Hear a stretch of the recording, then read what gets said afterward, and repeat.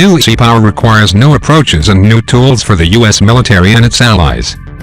Surface fleet of 11 aircraft carriers, 92 cruisers and destroyers, and 59 small surface combatants and combat logistics ships.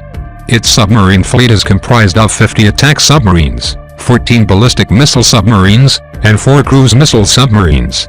As such, the United States maintains a surface fleet of about 162 vessels, depending on the inclusion of its small combatants and combat logistics ships, and a submarine fleet of 68 platforms.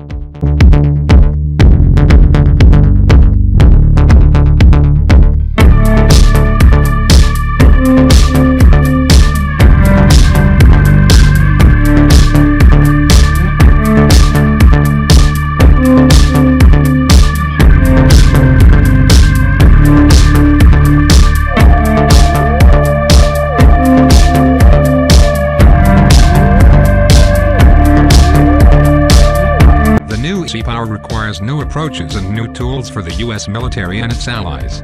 The challenges and potential threats are huge. America and its friends are confronting the need to integrate and operate against sophisticated and well-prepared adversaries over vast expanses of sea, air and space. Human-crewed platforms can't do it alone. In some cases, they shouldn't, because the areas in which they need to operate are too hazardous for aircrews and human endurance limits often curtail required persistence. In some cases, they can't, because the persistent and high-quality surveillance that commanders require cannot come from a traditional aircraft filled with human beings who get bored, hungry and tired. But remotely operated systems can't do everything either. The right answer is independence and autonomy where it's appropriate, teaming and integration everywhere it's needed, and full-on control when it matters most.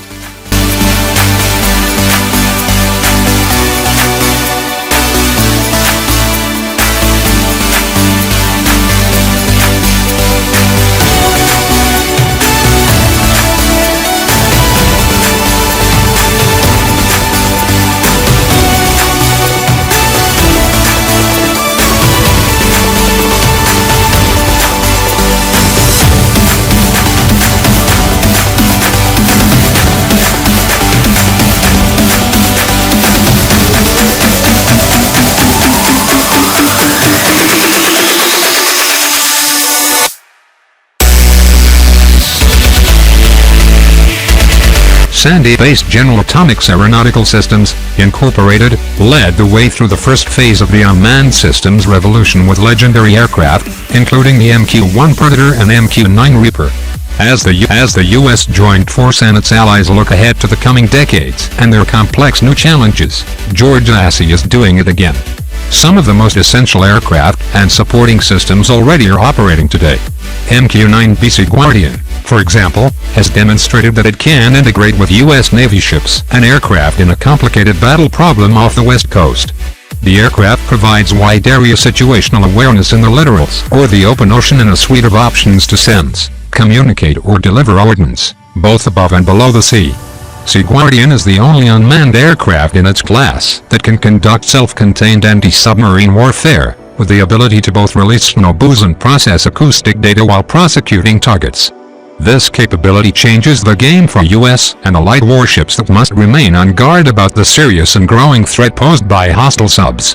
The Sea Guardian's ability to stay aloft for long periods means that naval commanders could patrol a key sea lane or section of ocean effectively non-stop. Not only could they keep tabs on all traffic moving through the area on the surface, they could detect the presence of submarines as well.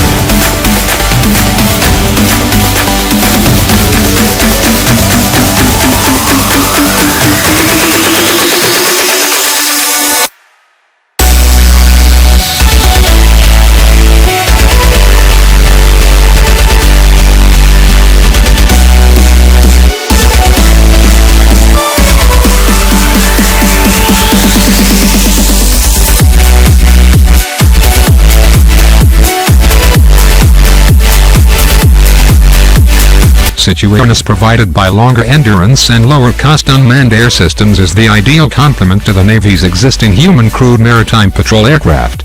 The Sea Service could sharpen its efficiency by operating the larger aircraft less often but with greater effect. A large crewed patrol aircraft could sortie to pursue a track initiated by a Sea Guardian, for example.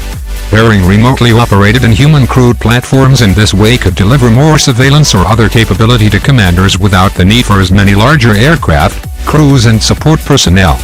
Automatic takeoff and landing, shorter runway requirements and lighter footprint remote operations mean Sea Guardian and its peers need fewer people than ever to support their deployments. Their extended range lets them relocate to different bases within a theater of operations, keeping adversaries guessing. And new control systems automate a great deal of transit and interstitial flight, meaning fewer controllers can operate more aircraft more easily. But the demands involved with future naval operations mean that MQ-9B won't be the right answer every time.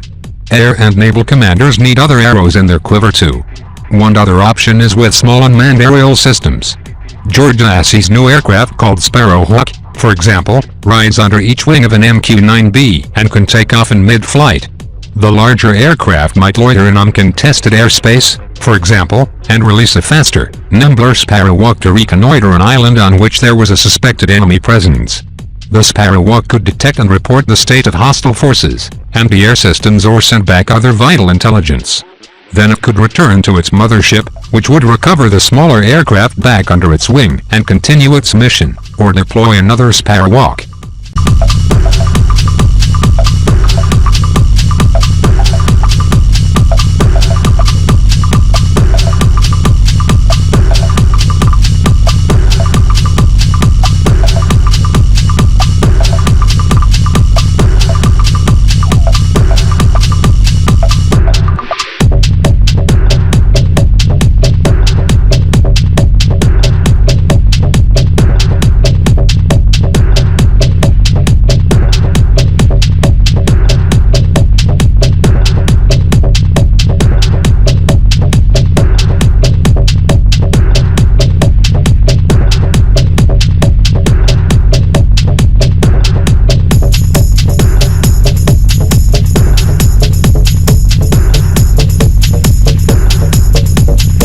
Human craft might come back into the picture. An air component commander might be depending on the intelligence from Sparrowhawk about anti-air systems in order to task fighters in the area.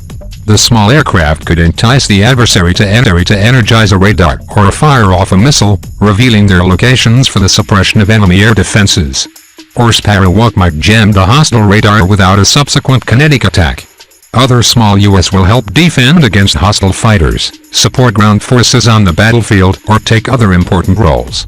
Whichever way warfighters choose to deploy the Sea Guardian and small UAS, what's critical is that they, not invaluable human pilots and crews, get closest to the danger first. Then they can enable the human-crewed aircraft to operate safely, more effectively, or take tasking elsewhere altogether. Remotely operated systems like these revolutionized war on land by vastly expanding what was possible for U.S. and Allied troops on the ground below. Now George Lassie is evolving that revolution into naval and air combat.